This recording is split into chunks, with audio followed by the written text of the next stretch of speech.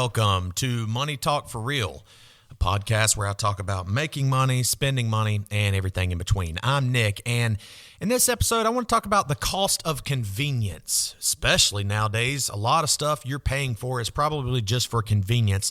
And I also want to talk about why it's killing your budget, because it absolutely can do that.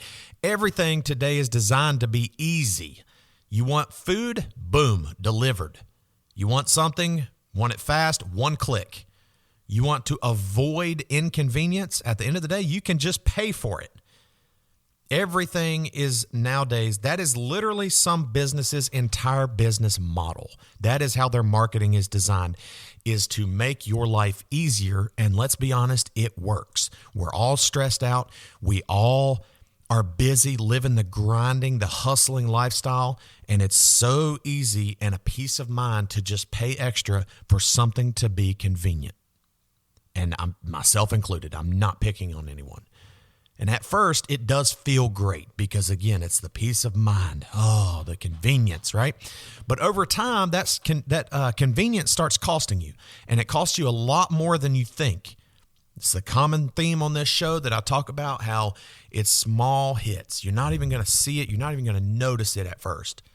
But over time, it costs a lot more than you think. So I'm going to break down how convenience is quietly, again, small, meaning it's little expenses here and there, quietly draining your money, draining your bank account, why it's so hard to stop it, because, again, it's a feel-good thing, right?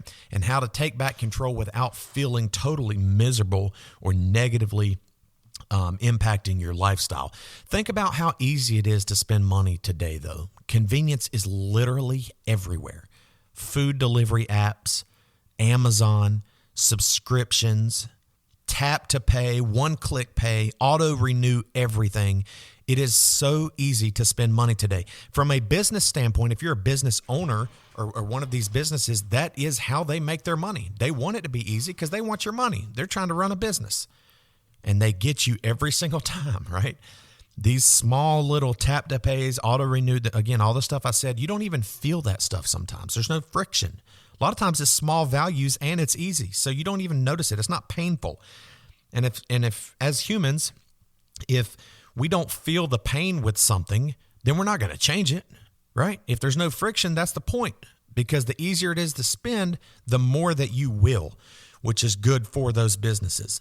It's not accidental. It's designed that way. Their marketing teams have designed it to get your money in a very easy way. Convenience, though, always comes with a price. We know that. Always comes with a price. Convenience costs so much. Let's talk about an example. Food delivery. They're higher menu prices, right? Because, just the menu price on, for example, DoorDash. The menu prices, each food item on the menu costs more than the menu in the store. And then on top of that, you pay a delivery fee. And then on top of that, you tip the driver or the delivery person. So that $12 meal, that would have been a $12 meal, is now $25. Crazy. Double. That, those prices can change, but I'm just making examples here. The one-click shopping I talked about. You skip the thinking part because it's a one-click, boom, that's cute, on sale, boom, you've already bought it before you even thought about it. And if you don't think about what you're buying, naturally you're going to buy more. You're going to spend more. Subscriptions is another one. You don't notice those. They're auto-renewed. They're subscriptions every month. You just plan that out. Well, yeah, this is what I pay every month. You just kind of accept it as normal. And so they keep charging you every month. Ba-boom, ba-boom, ba-boom. From a business owner perspective, a subscription model business is the best type of business to have. It's reoccurring revenue every single month, especially if it's from a customer like you that just doesn't pay attention to it. They get paid no matter what. Then you're talking about paying to save time. That's another one.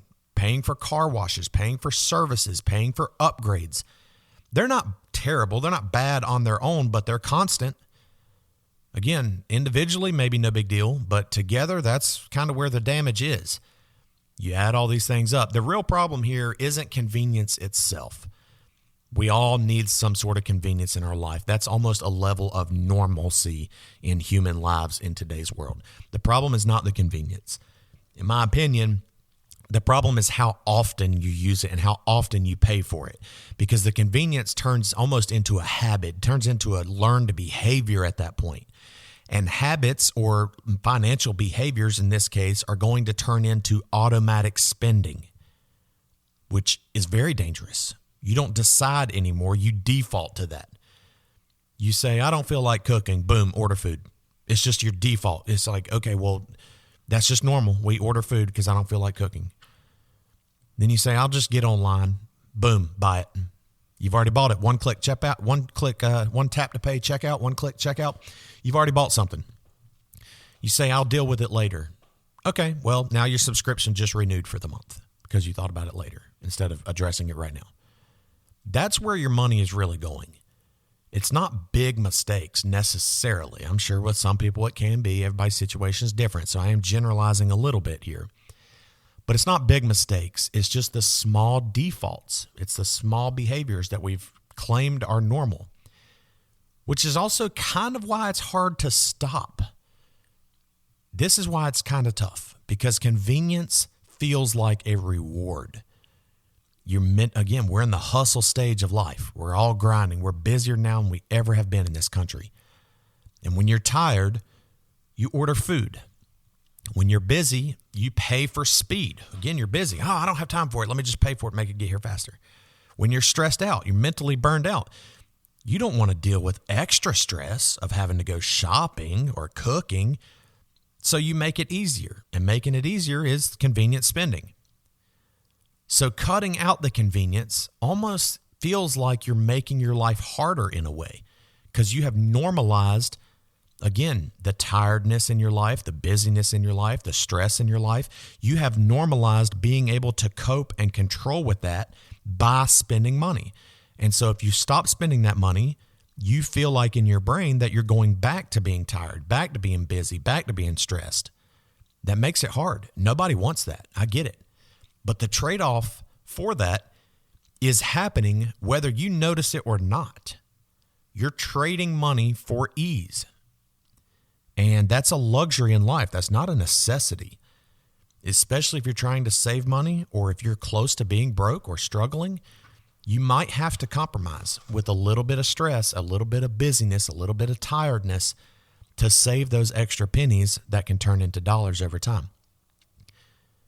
You do this every day, it adds up big time. So let's say, as an example, someone is spending, let's say, $15 extra per meal on delivery, which is a very realistic number depending on where you're getting your food from, how often you're doing, or how expensive the food is, and then how often you're doing it. Let's say you're doing that 3 times a week. That's $45 a week extra.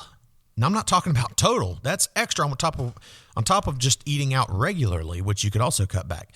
But $45 a week over a year's time, that's over $2,000 in a year. That's just one habit, one example of one habit. Stack that on top of and stack that with the subscriptions. Stack that with the subscriptions and the impulse buys and the convenience spending. Now you're talking real money. So sometimes when I get on here and say hundreds of dollars or thousands of dollars and you think I'm exaggerating, I'm not. You see how it can add up super, super quickly. So how do you take control? What exactly do? You don't eliminate the convenience. I said that a minute ago. Convenience is almost normal, but you can control it. Make it intentional. Don't make it automatic. Don't make it the default. Don't make it normal. Make it intentional. Choose to do it instead of just defaulting to do it. Maybe also add a little friction back into that. That's another way to control this, because if you can pause before you buy something and make it hurt a little bit, figuratively, like where you notice it, that's a way to take control. You're noticing it now, right? Next thing is pick your spots. Pick one or two. Pay for the convenience where it actually matters, not everywhere. Can you deal with the tiredness and the busyness, but not the stress? Then maybe just pay for convenience with the stress, but accept the tiredness and the busyness, whatever. Instead of doing all three, pick your poison, so to speak. And also set limits on yourself. I'm not diehard on this show. I'm not going to say never pay for convenience, but set a limit. Maybe you just say, I'm going to do this less often. I'm going to do this only X amount of times per week, per month, per year, whatever it is. Set limits on yourself. Have control. Have some self-discipline. The goal here is not to suffer. And nowadays, we're all so busy, you need a little convenience. I'm not saying to suffer.